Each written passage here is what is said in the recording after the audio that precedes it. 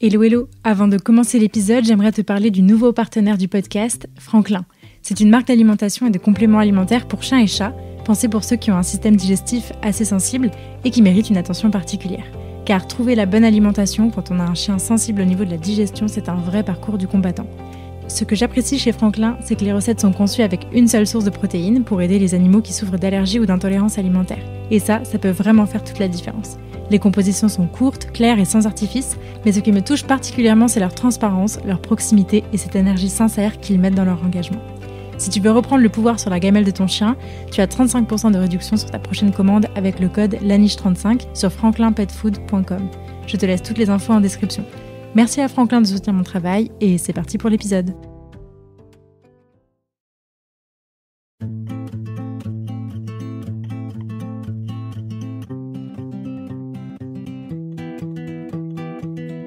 Bonjour et bienvenue dans La Niche, le podcast bienveillant sur les aventures canines. Je suis Claire et je suis ravie de vous partager aujourd'hui le 13e épisode de La Niche. La Niche est un podcast qui aborde les thèmes divers et variés qui entourent le monde canin et qui se veut bienveillant, inspirant, construit et positif. Toutes les 2 semaines, je vous partage mes conversations avec des personnes passionnées. Ils viennent raconter à mon micro les expériences et aventures qu'ils ont vécues avec leurs chiens, leurs réussites, leurs plus beaux moments, mais aussi leurs difficultés et les leçons qu'ils en ont tirées. Aujourd'hui, je suis ravie de vous partager ma conversation avec Yannick Toulon. Yannick est éducatrice canine aux multiples casquettes. Dans cette discussion, elle retrace son parcours avec Yop et Yeti, ses 2 fidèles compagnons qui l'accompagnent dans toutes ses aventures. Passionné et spécialisé en sport canin, Yannick nous raconte son expérience de la compétition et nous explique comment elle accompagne les chiens sportifs tout au long de leur vie.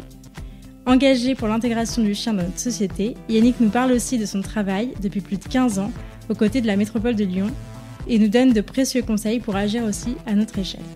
Alors que vous soyez déjà humain d'un chien ou que vous vous apprêtez à le devenir, cet épisode est pour vous. Mais je ne vous en dis pas plus et je vous invite tout de suite à rejoindre ma conversation avec Yannick. Salut Yannick. Salut. Tu vas bien ? Ça va.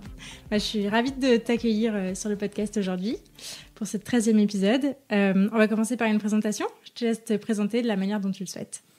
Oui, alors je suis Yannick, je suis gérante de la société Canissimo. Je suis éducatrice canin depuis 18 ans. Voilà, et en gros, je m'éclate un petit peu dans ma vie. Je pense pas que je pourrais faire tellement mieux que ça. Tellement mieux au niveau éclate, je veux dire, au niveau performance, sûrement que si. Et voilà, en gros, c'est ça. J'ai 2 petits chiens qui s'appellent Yop et Yeti et qui font partie intégrante et de ma vie et de la société. Voilà. Ok, trop cool. Est-ce qu'on peut revenir un peu sur ton expérience avec les chiens, avant de les avoir tous les 2? Est-ce que les chiens ont toujours fait partie de ta vie ou est-ce que c'est plutôt récent? Comment ça s'est passé? Je dirais que l'absence de chien a toujours fait partie de ma vie. Ouais. J'ai toujours voulu un chien. Et j'en ai eu un quand j'étais petite, je pense de mes 4 ans à mes 8 ans. Et puis mon frère est parti avec ce chien, mon frère est bien plus âgé que moi. Et après, j'ai plus eu de chien. Le drame, voilà. Et j'ai eu beau avoir des chiens imaginaires, faire un peu ma follette, etc., faire la dépressive à moitié. Bon, mes parents n'ont pas craqué. Donc, j'ai eu des lapins, des hamsters et compagnie. Mais c'est pas un chien. Mais c'est pas un chien. Et dans ma tête, j'ai toujours voulu un chien. Ok. Donc, j'ai attendu d'avoir 22-23 ans, un métier, un appart, pour avoir mon chien. Voilà. Ok. Trop bien. Et du coup, comment ils sont rentrés dans ta vie alors, ces 2 petits loulous? Alors, avant ces 2 petits loulous, j'ai eu Pampa, qui fait partie intégrante de ma vie, qui est mon chien, parce que c'est le chien que j'ai eu enfin quand j'ai pu avoir un chien, qui maintenant est décédé, parce que bon, elle aurait 20 ans et quelques.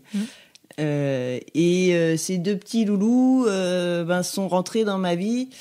Yeti a pris un petit peu le relais de Pampa, qui était un peu vieillissante, et comme je fais des sports canins, j'avais besoin d'un autre chien, mais comme ça s'entend, quand je dis j'avais besoin, c'était pas tellement un coup de cœur, c'était la raison.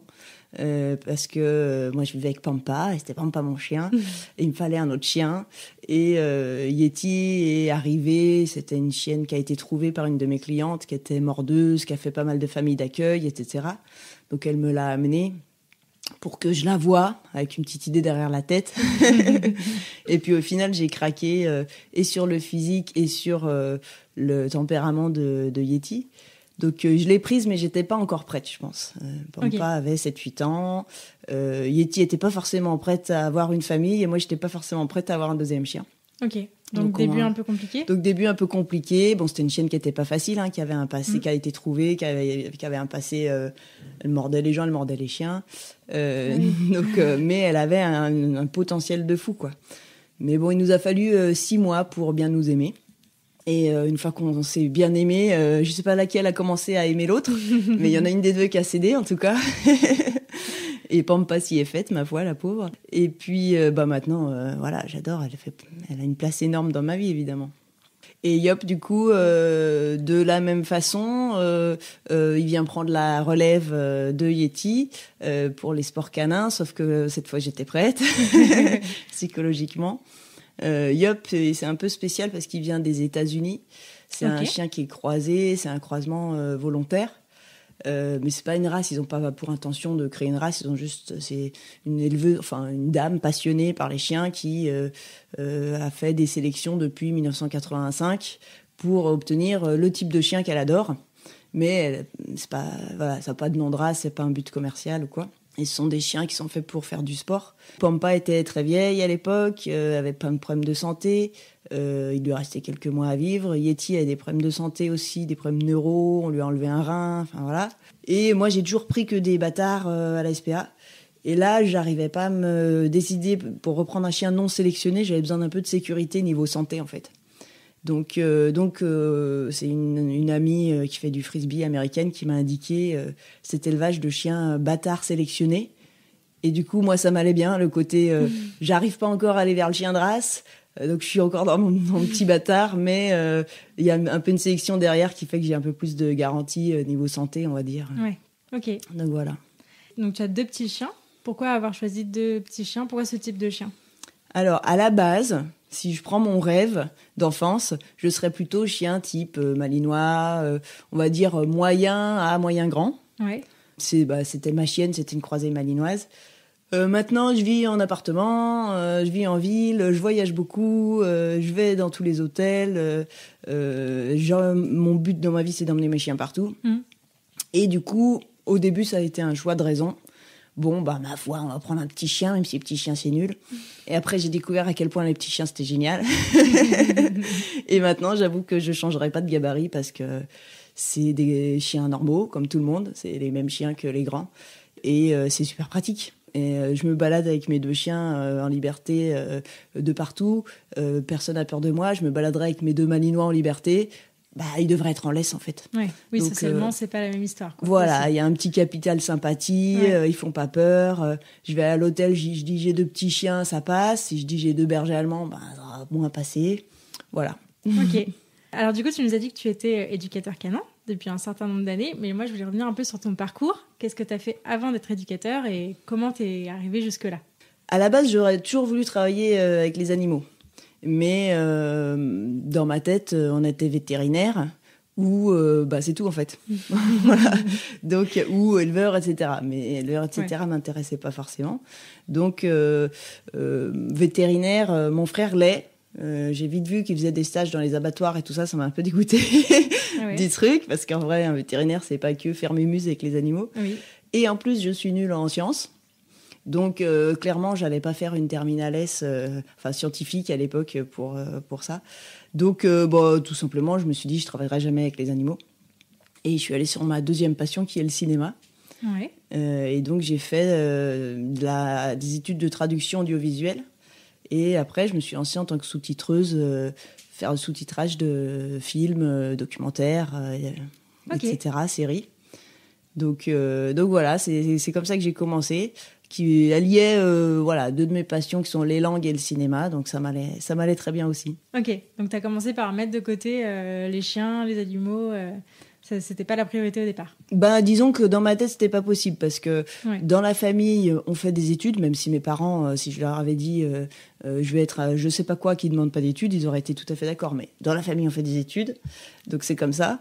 Et comme on peut pas être vétérinaire, on peut pas travailler avec les animaux. Voilà. Okay, donc d'accord. En gros, j'étais un peu limitée dans ma tête, j'ai pas cherché plus loin.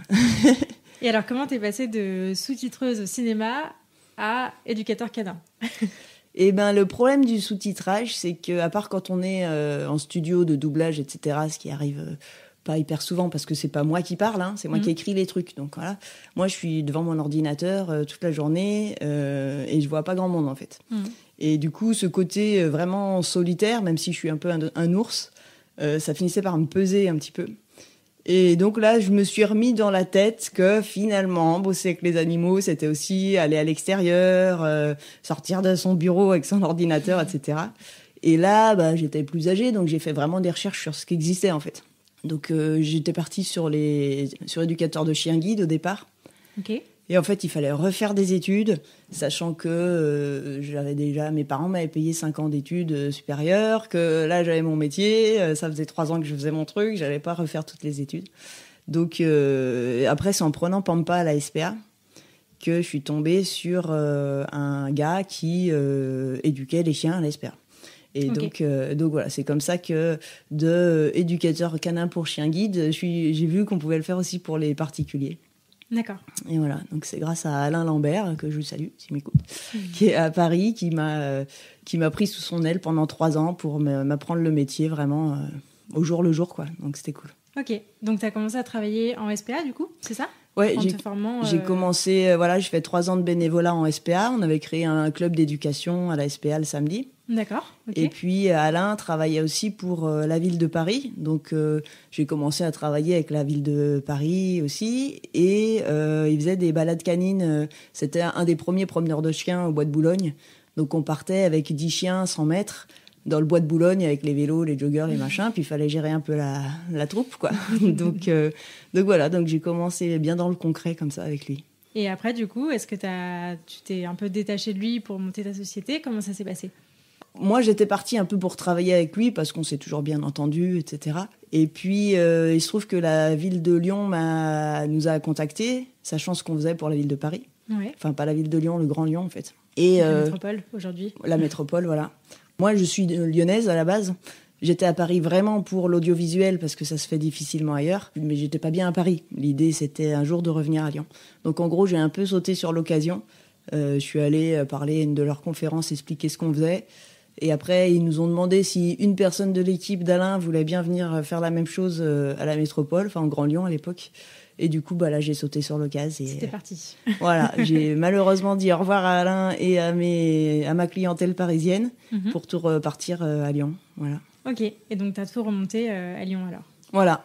Et à l'époque, j'étais encore un peu traductrice parce que on peut pas vivre de ce métier directement, donc fallait bien vivre quand même. Mais au bout de 1 ou 2 ans, j'ai bien vu que j'arrivais plus à mener les deux de front, en fait. Donc, il a fallu choisir.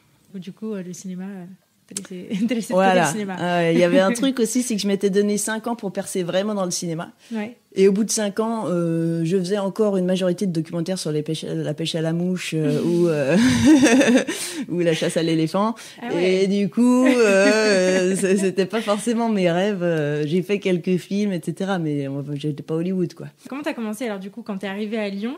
Est-ce que t'es rentrée dans un refuge lyonnais ? Est-ce que t'as monté directement ton entreprise ? Comment ça s'est passé ? Alors, j'ai monté directement mon entreprise et ce qui m'a permis de vivre au début, c'est du coup le contrat que j'ai eu dès le début avec le Grand Lyon. Parce que ça m'assurait un petit pont de roulement, ça m'a permis de me faire connaître en faisant des ateliers d'éducation canine, etc.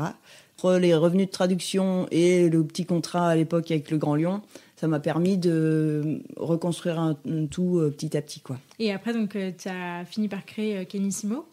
Alors, Canissimo a failli pas exister. Parce que, mine de rien, je pense que je suis quelqu'un d'assez solitaire. Et à l'époque, je travaillais avec un éducateur qui s'appelait Florent Dubray, qui a arrêté maintenant. Et je lui avais demandé de m'aider sur le Grand Lyon pour certaines missions. On faisait quelques trucs ensemble. Et c'est lui qui est venu me chercher en disant moi j'ai un terrain, je fais pas de sport canin, je sais que toi t'aimes les sports canins, moi je fais de l'éducation canine à domicile, est-ce que ça te dirait qu'on s'associe ? Alors, j'ai dit non pendant 6 mois, puis au bout d'un moment j'ai dit oui. Et c'est là qu'on a créé Canissimo à 2 en fait. Et voilà, au bout d'1 an, 1 an et demi, Florent a souhaité passer à autre chose. Il est photographe maintenant. Donc, je me suis recherché une associée en urgence. Donc, j'avais une cliente qui était très douée à l'époque, qui est très intelligente, qui s'appelle Camille Nguyen de Museau maintenant. Et du coup, je lui ai demandé de s'associer à moi. Je l'ai formée un petit peu, le temps qu'elle puisse faire les cours. Et puis après, on a continué ensemble pendant 5 ans. Après, Camille est aussi partie voler de ses propres ailes, ce qui se comprend dans le métier. On aime bien faire ces trucs, quoi. Donc maintenant, je suis toute seule et je vais pas reprendre un associé tout de suite parce que c'est un peu fatigant de se réorganiser tous les 4 ans. Mais voilà, ça se passe bien quand même. Et donc aujourd'hui, quel service tu proposes alors avec Canissimo ? Tu nous as dit que tu avais un terrain. Qu'est-ce que tu fais dans Canissimo ? Alors, j'ai plusieurs parties. On va dire sur la partie locale. J'ai un terrain, effectivement, je fais plus du tout de cours particuliers à domicile. Ouais. Ce que j'ai adoré pendant longtemps, j'ai fait ça pendant 10-12 ans. Et au bout d'un moment, j'avais envie d'un peu de passer à autre chose. Donc maintenant, je fais que des cours sur terrain. Ouais. Sur terrain, non, que des cours collectifs. Mais je fais aussi des cours dans la forêt, dans la ville, etc. Et je fais, du coup, principalement l'éducation de base du chien, de gens qui veulent faire des trucs avec leur chien. Donc si tu veux faire des randonnées, si tu veux voyager avec ton chien, si tu veux faire du sport avec ton chien, si tu as un projet avec ton chien, si ton chien il fait partie de la famille, là du coup je vais m'occuper de l'éducation de base du chien. Et je fais plus trop de résolution de problèmes s'il n'y a pas un projet derrière. Okay. Genre mon chien saute sur les gens. Très bien, et est-ce que tu as envie de faire un truc avec ton chien ? Non ? Je vais t'envoyer vers un éducateur canin qui sait très bien régler le problème de chien qui saute sur les gens. Donc voilà, donc moi j'ai cette chance, qui est un luxe énorme, de pouvoir choisir le type de clientèle que je veux, sachant que j'ai passé plusieurs années très heureuse à résoudre les problèmes de chiens qui sautent sur les gens aussi. Donc voilà, donc je fais ça, je fais des sports canins. Et puis pour la partie je travaille avec les collectivités, donc la métropole, je faisais des chiens visiteurs, donc ça j'ai la partie particulier puis la partie ville, on va dire. C'est quoi les chiens visiteurs ? Chiens visiteurs, c'est j'allais avec une association qui s'appelle le Museau sur l'asphalte dans les maisons de retraite, dans les écoles, etc., avec nos chiens, avec des chiens que j'avais formés avec les chiens de l'association, pour aller voir les petits papis-mamies, les enfants, etc. Ok. Donc j'ai fait ça longtemps. Ça fait 1 an que je le fais plus, mais j'ai fait longtemps. Ouais. Et puis j'ai une partie en ligne, on va dire, une partie nationale, on va dire, avec des stages un peu partout en France. Là, je reviens du Gros-du-Roi. Après, je suis allée à Strasbourg. La semaine prochaine, je suis en Ardèche. Ouais, donc c'est du Tour de France. Voilà, je tourne un peu. Ouais. Et puis, j'ai des cours en ligne, là, sur Internet, pour les gens chez qui je peux pas aller, parce que je peux pas aller partout. Du coup, on va s'intéresser un peu à ta partie sport canin. Je voulais savoir comment tu as découvert les sports canins. Donc, tu nous as dit que tout à l'heure, avec Pampa, tu avais principalement découvert ça, mais comment ça s'est passé ? Comment tu en es venue à pratiquer des sports canins avec ta chienne ? Alors, je pense qu'à la base, moi, je viens du monde du cheval. Du monde du cheval, c'est beaucoup dire, mais je monte à cheval depuis que j'ai 4 ans. J'ai eu un poney de mes 9 ans à mes 30 ans. Voilà. Donc, du coup, je connais moins l'animal qui est sur le canapé et qu'on caresse que l'animal avec qui on fait un truc dehors. Donc, du coup, moi, je faisais des balades, évidemment, du saut d'obstacle, des petites compétitions à cheval. Donc, pour moi, c'était logique. C'est une continuation normale d'aller faire des compétitions, entre guillemets, en tout cas un sport avec son chien aussi. Et je me souviens avec ma Roxane, c'était ma croisée malinoise de quand j'étais petite. Je devais avoir 6-7 ans et je lui faisais sauter des trucs dans la résidence. Enfin voilà, j'avais toujours aimé... pour moi, ça fait partie de la relation à l'animal, de faire un truc à deux, ensemble. Oui. Et du coup, je m'étais toujours dit que quand j'aurais un chien, obligatoirement, je ferais un truc, ne sachant pas que l'agility existait. Okay. Donc, quand j'ai eu Pampa, j'ai découvert l'agility. Ouais. Et quand j'ai eu Yeti, je faisais donc l'agility depuis une dizaine d'années. Et j'ai cherché un sport pour occuper sa mâchoire parce qu'elle mordait beaucoup. Donc. Et j'allais peut-être pas faire du mordant avec un chien de 7 kilos. Donc j'ai découvert chez Catherine Collignon, elle faisait un stage avec un Italien qui s'appelle Salvio. Un stage de frisbee. Et je me suis dit, tiens, ça c'est un truc qui va occuper la mâchoire de Yeti, qui va compenser.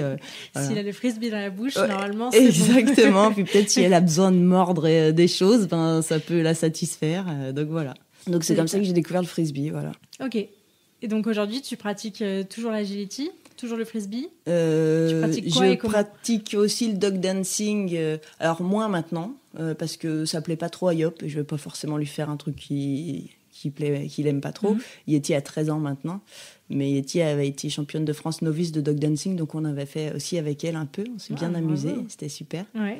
Et maintenant je fais avec Yop, je fais plus du hooper comme sport tranquille. Alors le hooper, c'est un parcours d'obstacles, un peu comme l'agility, sauf qu'il n'y a pas de saut. Les obstacles, c'est des arceaux sous lesquels le chien doit passer en fait. Ouais. Et tu as une zone qui est délimitée, qui fait de 1 à 3 mètres, et tu n'as pas le droit de sortir de cette zone. Donc tu conduis ton chien à distance, comme si tu étais téléguidé, et tu l'envoies sous les arceaux, autour des piquets, faire un parcours d'obstacles, mais toi tu dois pas bouger en fait. Ah ouais. Voilà. Ça doit pas être facile. Non, c'est pas forcément évident, mais c'est chouette aussi. Ok. Trop intéressant, tu vois, je connaissais pas du tout. Et donc du coup, aujourd'hui, c'est quoi ta pratique des sports canins? Tu pratiques à quelle fréquence, à quel niveau? Aujourd'hui, alors Yeti est à la retraite. Malheureusement, je suis pratiquement obligée d'arrêter l'agility parce qu'elle a de la cataracte et elle commence à se prendre les barres et tout, donc c'est pas forcément une bonne idée. Elle peut continuer un peu le frisbee, bizarrement. Elle arrive à voir le frisbee sûrement parce que c'est en mouvement. Donc voilà, je fais des petits trucs de senior avec Yeti. C'est toujours un truc qui l'éclate. Voilà, ça l'éclate. Elle est hyper contente, sauf qu'elle joue 30 secondes, quoi. Mais elle est hyper contente de faire ces trucs. Et avec Yop, je fais principalement en compétition de l'agility et du frisbee. Alors agility à petit niveau parce que j'ai pas le temps de faire des tonnes de compétitions de partout. Et je fais 3-4 compétitions par an, ou 2-3. Et frisbee à niveau international. Voilà. Ok, trop bien. Toi, tu as toujours été un peu compétitrice dans l'âme. Qu'est-ce que ça représente pour toi de faire de la compétition avec tes chiens? Comment tu l'as vécu? Comment t'es arrivée aussi à faire de la compétition? Je voudrais revenir un peu sur cette histoire. C'est ce qu'on croit, que je suis compétitrice dans l'âme, mais pas du tout en fait. Ok. Pas du tout. Par contre, j'ai besoin de motivateurs. Donc, si je fais de l'agility pour m'amuser, ça va m'amuser 2 ans, on va dire. Et si j'ai pas un but, si je peux pas aller me tester, si je peux pas voir ce que ça donne pour de vrai, si je peux pas me mettre un challenge, du coup, au bout d'un moment, je vais en faire comme ça et puis voilà. Si on fait pas de compétition en agility, par exemple, pour te donner un exemple simple, on va pas travailler son slalom indépendant. Donc, le slalom, ça se fait de manière indépendante. Idéalement, le chien fait son slalom pendant que toi, tu cours autre part, en fait. Et c'est hyper compliqué et long à apprendre. Donc, si tu n'en as pas besoin en compétition, tu vas faire tu sais quoi, moi je vais courir à côté de mon chien, je vais lui montrer le truc, et puis il va trotter à côté, et puis ça va bien aller.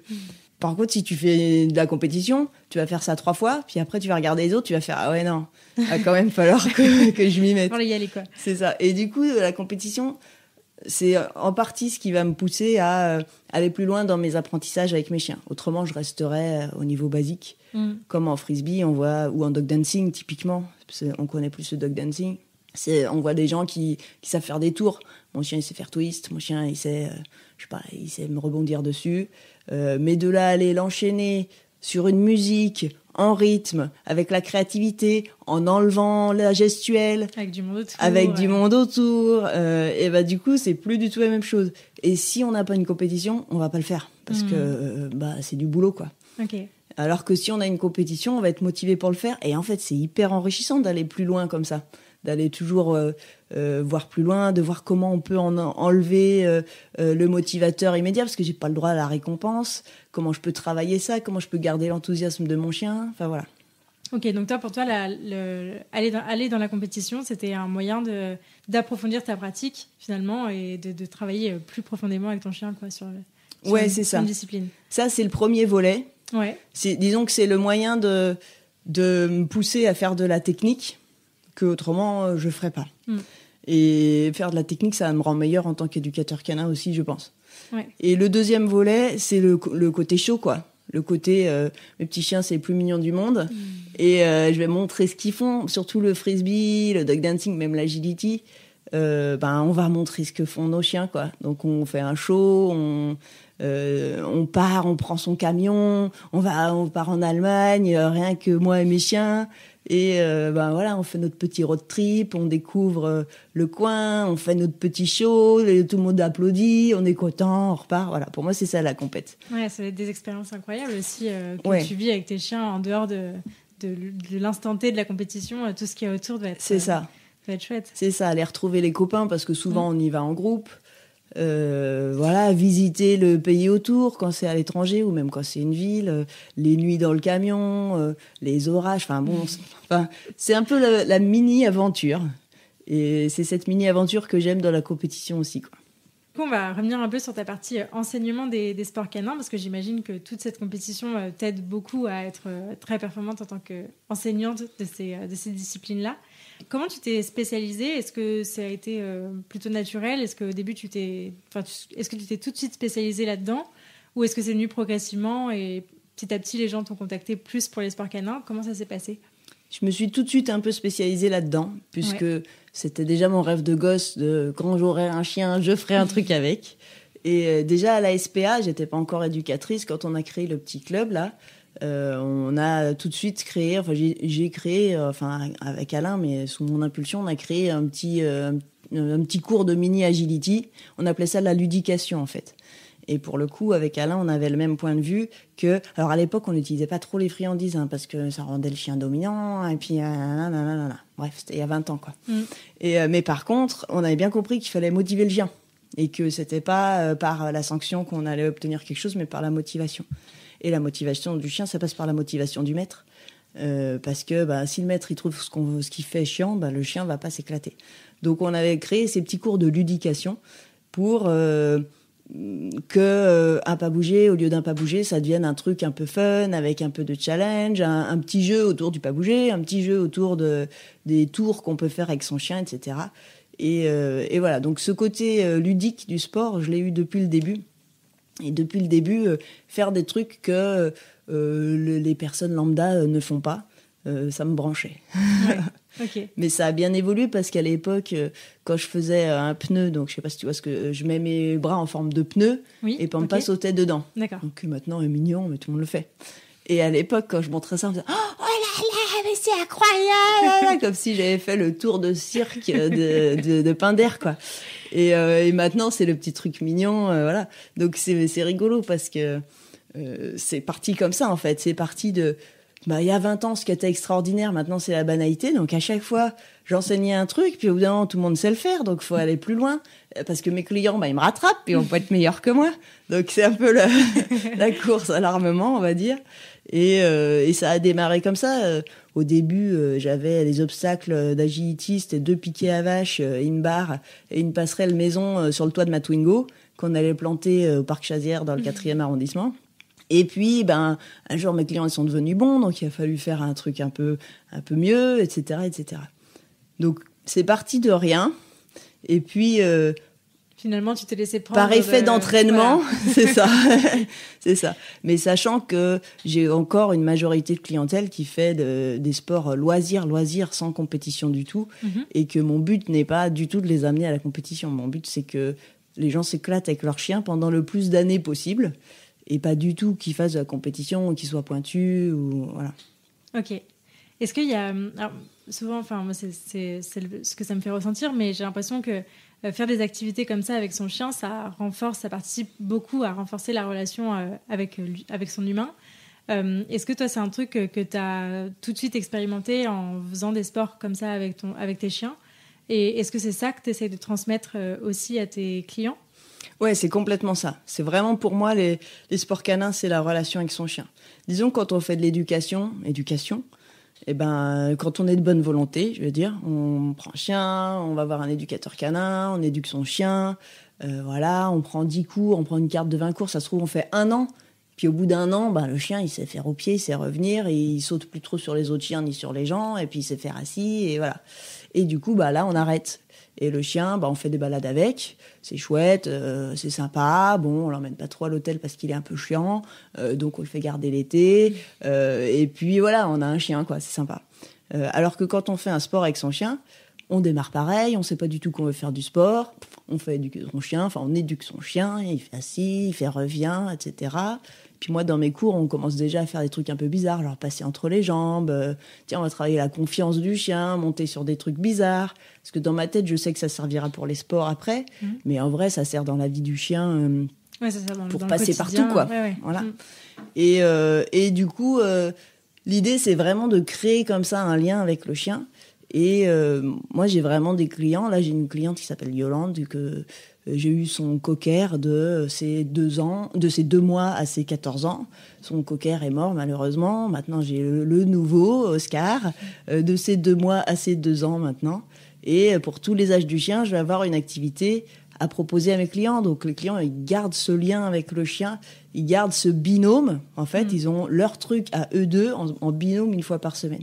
Tu les accompagnes tout au long de leur évolution aussi à eux deux finalement, parce que exactement. C'est pas que le développement du chien, c'est aussi le développement du binôme en C'est lui-même. ça, c'est vraiment le binôme en fait. Et il y a des binômes qui grandissent, il y a des binômes qui vieillissent. Et j'ai la chance de pouvoir les accompagner pendant longtemps et de les voir évoluer. Et je suis persuadée que quelqu'un qui fait du sport avec son chien, il se débrouille mieux dans la vie que quelqu'un qui n'en fait pas, parce que il est confronté à tout un tas de situations stimulantes en faisant du sport.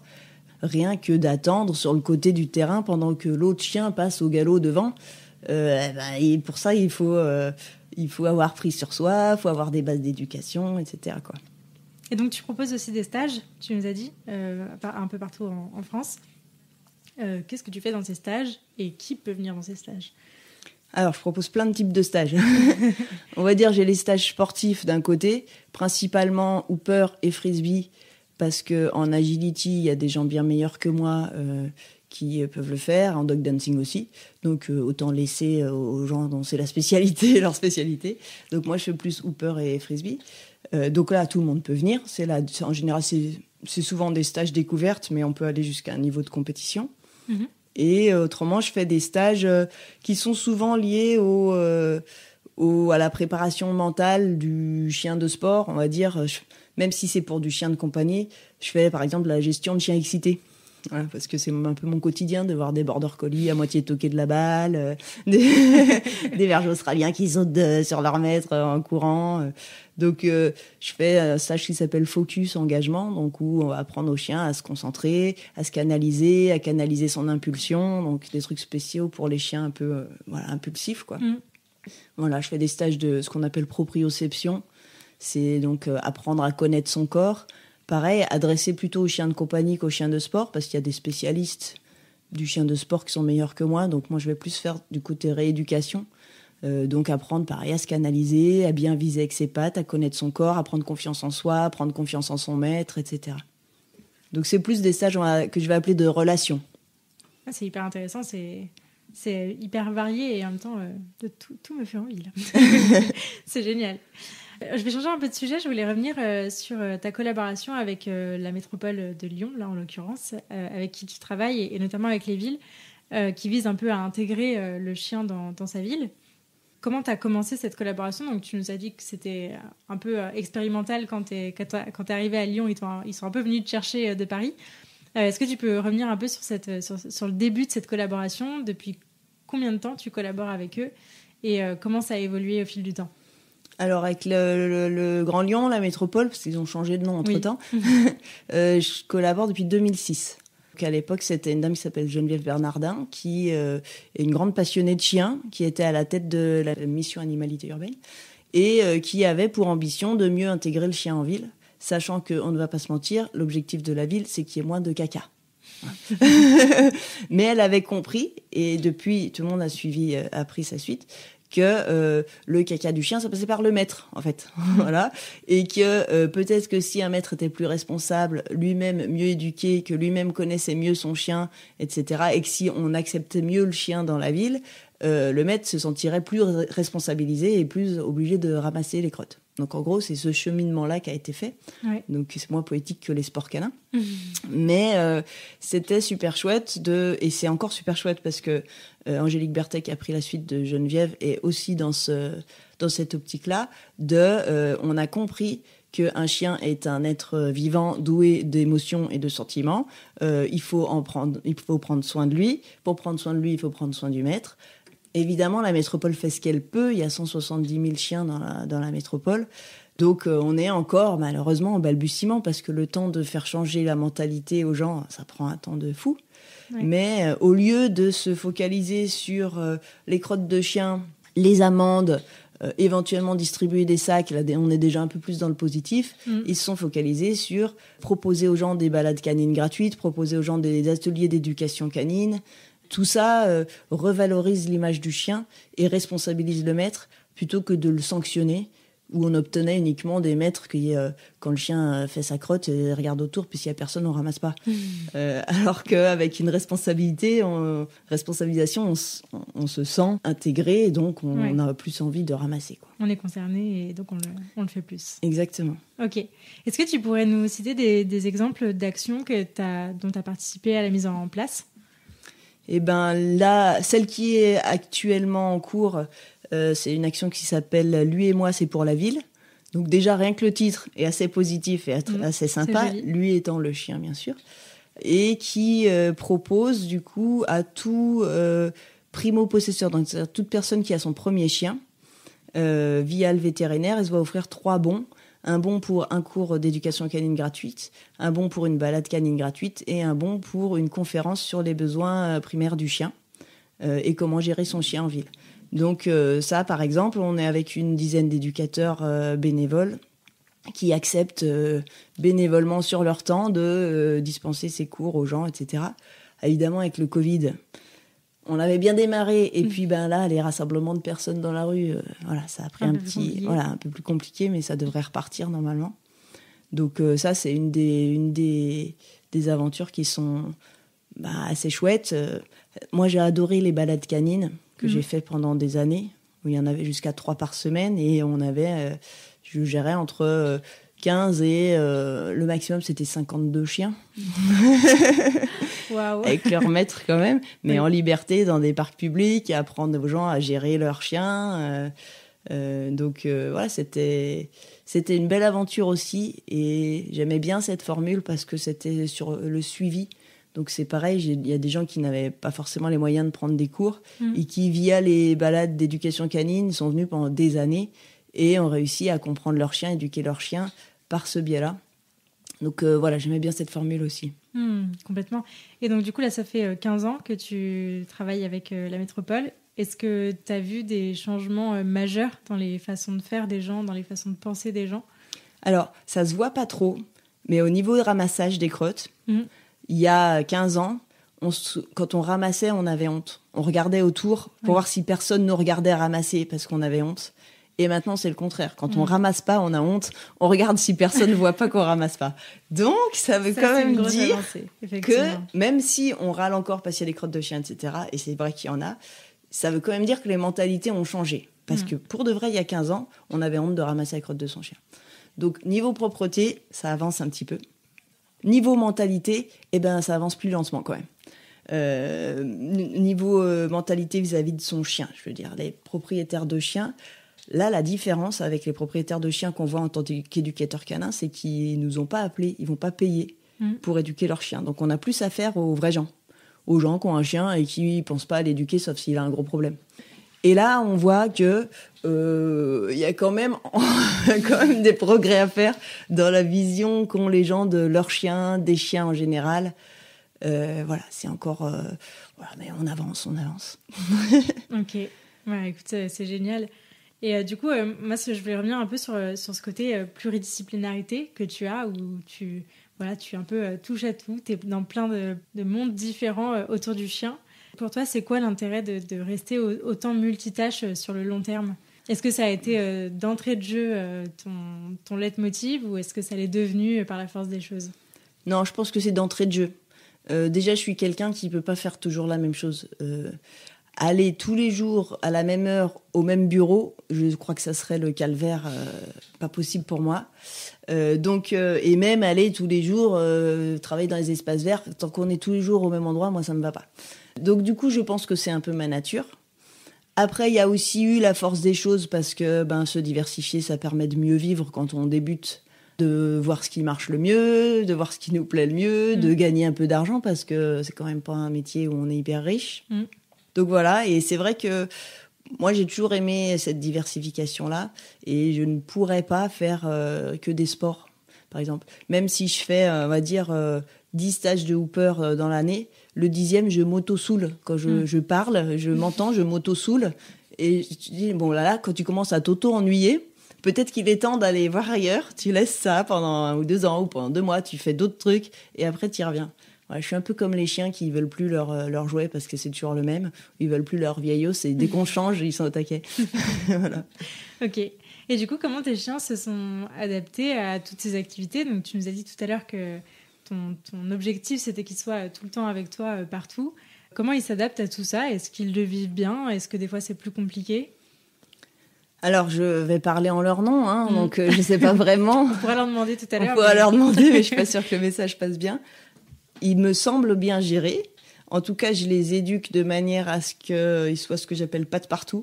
Donc, déjà, je les choisis en fonction de ça. C'est-à-dire que je choisis un chien qui a quand même un caractère pas affirmé, mais qui est pas liquéfié dès qu'il y a un bruit.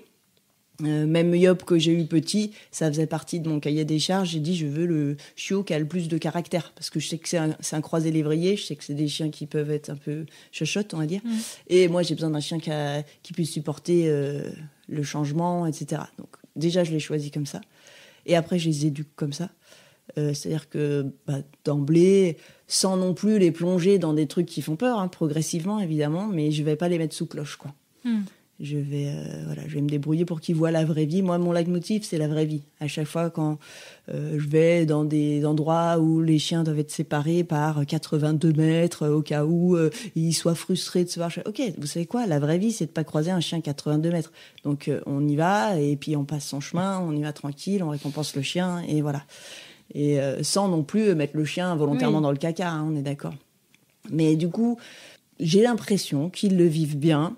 Ils vont dans toutes les chambres d'hôtel sans problème. Ils dorment dans le camion, ils sont bien. Yop, tant qu'il est avec moi, il est content. Et Yeti, tant qu'il y a un coucouche quelque part, elle est contente. Donc, okay. J'ai l'impression qu'ils le vivent bien. C'est peut-être un chouille plus dur pour Yop, qui est quand même plus sensible. Mais, allez, c'est bon, c'est la vie. Et est-ce que des fois, ça arrive qu'ils aient pas envie? Si oui, comment tu gères? Alors, ça va dépendre des contextes. Régulièrement, par exemple, Yeti n'a pas envie d'aller se promener. Parce qu'elle vieillit, voilà, elle a 13 ans. Bon, à ce moment-là, elle n'y va pas. Voilà. Qu'ils n'aient pas envie de se faire du sport. Je pense que je suis tellement à leur écoute que ça n'arrive pas. Parce que je pense que je les ai jamais forcés. C'est-à-dire que pour de vrai, si elle n'a pas envie, on n'y va pas. Même si c'est une compétition, j'en ai rien à taper, on n'y va pas.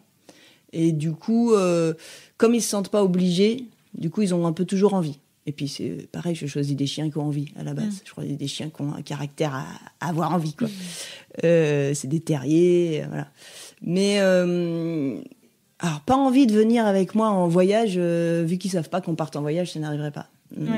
Ils ont toujours, quand ils voient les bagages, ils ont toujours envie de venir. Ah, si par contre, j'anticipe que ça sera quelque chose de pas forcément agréable pour eux, par exemple, quand Pampa était vieillissante et que je partais avec Yeti faire un stage où je sais que j'aurais pas trop le temps de m'occuper de Pampa et qu'elle allait juste traîner là à rien faire et que j'allais pas être avec elle, pour le coup je l'emmenais pas.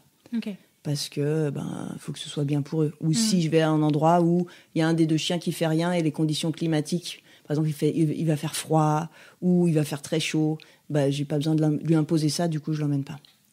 Mais ça fait aussi partie d'un chien patte partout. Un chien qu'on peut aussi ne pas emmener et qui survit. Voilà. Je pense qu'il faut avant tout être à leur écoute quand même. Mais c'est très rare qu'ils soient pas partants pour faire un truc. Mais il m'est arrivé d'arrêter. Hein. Il m'est arrivé d'arrêter au milieu d'une compétition parce que je vois le chien qui est... Yeti, j'ai déjà arrêté au milieu d'un qualificatif au championnat d'Europe. Elle sautait pas très bien. Je fais, elle est... Voilà. Elle y va, elle a l'air contente, mais je la sens pas. Pouf, j'ai arrêté au milieu du truc. Et j'ai bien fait parce qu'en fait, je suis allée faire un scanner. C'est là qu'elle avait un problème de rein. On a dû l'opérer en urgence et lui enlever. Mais comme c'est un chien qui montre pas tellement, si on n'avait pas été en compétition, que ça n'avait pas été fatigant et que j'avais pas vu un petit peu une baisse de régime, dans la vie de tous les jours, je le voyais pas du tout en fait. Ouais. Oui, donc en fait aussi, le fait d'être tout le temps avec eux, de travailler aussi avec eux... entre guillemets, enfin en tout cas de faire de la compétition, de faire des sports, etc. Ça t'aide aussi à avoir un œil très, très pointu sur leur état et sur comment ils vont et sur qu'est-ce qu'ils ont envie de faire, quoi. Ouais, d'ailleurs ma veto se moque souvent de moi parce que Yop de temps en temps micro-boîte. C'est-à-dire que de temps en temps, il saute un petit pas sur une marche précise et tout. Je fais, ah là, c'est pas possible, il y a un problème. Et elle me fait, non mais personne ne verrait le truc, donc c'est bon, t'es pas obligé. Et moi, je l'ai quand même mis au repos 6 mois, au cas où. Et voilà, c'est comme ça que j'ai décelé son hypothyroïdie, parce que il était bizarre, c'était pas, il était un peu plus réactif, un peu plus excité. Et puis bon, il me disait, mais c'est le confinement, c'est parce qu'il voit personne. Et j'ai quand même, c'est bizarre, c'est pas yop. Mais du coup, ma veto, pour me faire plaisir, a fait des analyses et on a vu qu'il était hypothyroïdien. Okay. Mais de l'extérieur, ça se voyait pas tellement en fait. Donc effectivement, le fait de vivre vraiment H24 et un peu travailler, même si pour eux c'est pas du travail, mais quand même faire une activité plus poussée avec eux, ouais. Ça me permet, ça développe un sens de l'observation autre aussi, je pense. Quel conseil tu pourrais donner à des gens, à des éditeurs qui voudraient découvrir, tester ou même commencer des sports canins ? Avant tout, un conseil de base, c'est que on fait pas un sport pour construire une relation. Il faut d'abord avoir une relation pour faire un sport. Oui, on fait pas un sport pour défouler son chien. Donc il y a beaucoup de gens qui me disent oui, je voudrais faire de l'agility parce que il a besoin de courir. S'il a besoin de courir, tu l'emmènes courir en fait. Et parce que l'agility, c'est 30 secondes de trucs sur des obstacles, ça va pas le défouler. Donc s'il a besoin d'être défoulé, on fait autre chose. Et il y a beaucoup de gens qui me disent aussi je voudrais faire de l'agility parce que comme ça il m'écoutera mieux. Non, il faut déjà qu'il écoute bien pour faire de l'agility en fait. Donc moi je dis toujours, avant de faire un sport, on fait pas un sport pour que le chien devienne notre meilleur copain. Le chien est notre meilleur copain et du coup on a envie de faire un sport avec. Donc la première chose, c'est éduquer, donner des bonnes bases. Sinon ça va faire quoi ? Le chien en vrai, pour lui, il connaît pas les règles du sport. Hein. Donc il va juste partir dans tous les sens, il va pas attendre quand on veut, il va sauter un obstacle et partir tout droit, sauter sur le chien d'en face. Personne va s'amuser en fait. Le chien va pas s'amuser parce que le maître va râler, le maître va pas s'amuser parce que le chien va faire n'importe quoi. Donc le premier conseil, c'est 1, éduquez votre chien, 2, devenez son meilleur pote, et 3, faites un truc avec. Et est-ce que ces conseils-là sont aussi valables pour le canicross par exemple ? Parce qu'on voit beaucoup de gens aller courir avec leur chien. Toi, c'est pas forcément ta spécialité ? Non. Ou est-ce que t'en fais ou est-ce que ça t'intéresse pas ? J'ai fait une compétition avec Yeti, on est arrivé avant-dernière et je l'ai portée. Mais je voulais découvrir, mais elle déteste. Et avec Yop, c'est moi qui déteste courir, donc on fait un peu de vélo, mais voilà. D'accord. Okay. Mais je connais le canicross. Mon salarié à l'époque faisait beaucoup de canicross, donc je connais bien, mais je pratique pas. Et est-ce que tu donnerais ces mêmes conseils-là finalement pour débuter le canicross ? Pour le canicross, moins. Ouais. Le chien est attaché. il faut quand même une certaine relation au chien parce que il faut quand même que le chien écoute quand on lui demande de freiner. De tourner. Voilà, il faut pas qu'il s'arrête d'un seul coup sur une odeur pendant qu'on est en train de courir, etc. Coucou Charlie. Voilà, c'est ça. Donc voilà, donc il faut quand même un minimum de relation, mais sans doute moins qu'un sport où il va y avoir d'autres chiens autour en liberté et que lui-même sera en liberté. Et pour le coup, le canicross, je trouve, fait partie des sports qui peuvent aider à développer un lien parce que c'est relativement facile d'accès et qu'une fois qu'on court, le chien est entre guillemets il va se caler parce que il est entraîné par le mouvement et trouve ça plutôt sympa. Donc t'as raison, le canicross, ça serait un des sports qu'on peut faire justement pour amorcer peut-être un autre sport une activité, pas une petite parce qu'il y a des gens qui ont un sacré niveau, mais en tant que loisir, ça amorce déjà quelque chose avec le chien. Ok.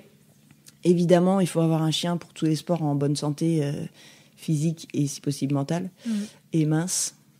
Et beaucoup de chiens sont obèses. Et beaucoup de vétérinaires se basent sur le chien de compagnie, donc ils disent il est très bien, il est un peu potelé, c'est bien, hein. Sauf que quand on fait un sport à impact comme de l'agility ou même le canicross, nous si on est en surpoids et qu'on court sur du béton, on se bousille les genoux en fait. Et le chien c'est pareil. Donc pour faire du sport, il faut entretenir son chien, il faut qu'il soit mince. Ok, qu'il soit musclé, des vrais athlètes. Ouais, alors sans en faire forcément un vrai athlète, au moins un individu physiquement apte à faire du sport. Je pense peut-être que parmi ce que tu as dit sur ta collaboration avec la métropole des Lions, peut-être qu'il y a des gens qui auraient des idées de choses à mettre en place dans leur ville. Je sais aussi qu'il y a plein de villes qui sont très sensibles à ça pour avoir travaillé là-dedans. en dehors des grosses métropoles, parce que c'est pas le cas de tout le monde d'habiter dans une grosse métropole. Quel conseil tu pourrais donner pour aider ces auditeurs à soumettre peut-être des idées ou à être peut-être moteur dans un projet qui peut être porté par leur ville? Alors, je pense que déjà, il faut vous faire connaître, parce qu'il y a beaucoup de villes qui seraient partantes, mais ne sont pas au courant que des choses comme ça peuvent exister. Et que finalement, si on se fait connaître, qu'on soit professionnel ou bénévole, si on se fait connaître, voilà. Et puis, renseignez-vous sur ce qui se fait. Ce qui plaît souvent aux villes et qui est vraiment utile pour tout le monde, c'est les petits ateliers d'éducation canine qu'on va faire dans un parc, sur la place du village, etc., qui permettent de passer des messages. Encore faut-il être capable de gérer un atelier d'éducation canine. Ça s'adresse plus aux professionnels. Voilà, rien que de vous faire connaître, dire qu'il y a des villes qui font des choses et faire passer le message qu'un chien éduqué, un chien bien dans sa tête est forcément moins vecteur de nuisance qu'un chien pas éduqué, ça peut faire tilt et après la collaboration peut se faire relativement facilement selon les élus. Ok, trop cool. Je vais maintenant te poser la question signature de ce podcast. Qu'est-ce que ça a changé à ta vie d'avoir des chiens et de faire autant de sport avec eux, à ce niveau-là aussi? Toi, personnellement, qu'est-ce que ça a changé à ta vie? Ça a changé ma vie, en fait. Je suis passée de burelière à quelqu'un qui est toujours dehors. Voilà, donc ça a changé complètement ma vie. Ça m'a épanouie. Je dis toujours que j'étais grise ou verte quand j'habitais à Paris. Voilà, je prenais pas la lumière du jour et j'étais pas le vrai moi, parce que le vrai moi, c'est quelqu'un qui court dehors, en fait. La compétition, ça change ma relation avec les chiens.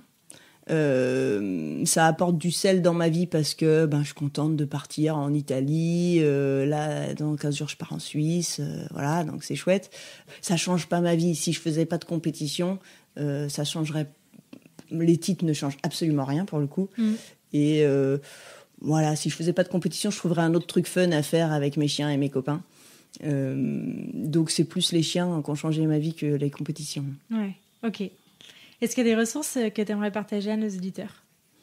Alors, le dernier bouquin que je suis en train de lire, j'ai pas encore fini, mais que j'ai lu aux 3/4, c'est un bouquin sur l'anxiété de séparation, plus en fait sur le stress du chien qui est tout seul, parce que l'anxiété de séparation c'est une maladie en soi, et qui est fait par une américaine, qui est hyper intéressant parce qu'on sort complètement de ce qu'on connaît maintenant, nous, en France, occuper votre chien lui donnant des kongs, des machins, avec les problématiques qu'on a tous vues. Oui, mais mon chien, il veut pas manger le kong quand je lui laisse. Ah, mais maintenant, quand je sors le kong, il a peur parce que je vais partir. Ah bah oui.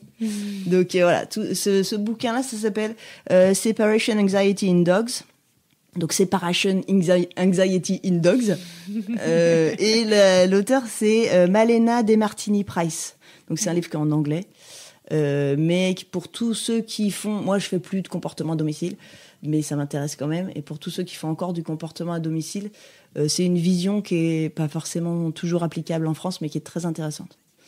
Donc voilà, je conseille ça en bouquin. Et en live, allez voir sur la Karen Pryor Academy. C'est pareil, c'est en anglais.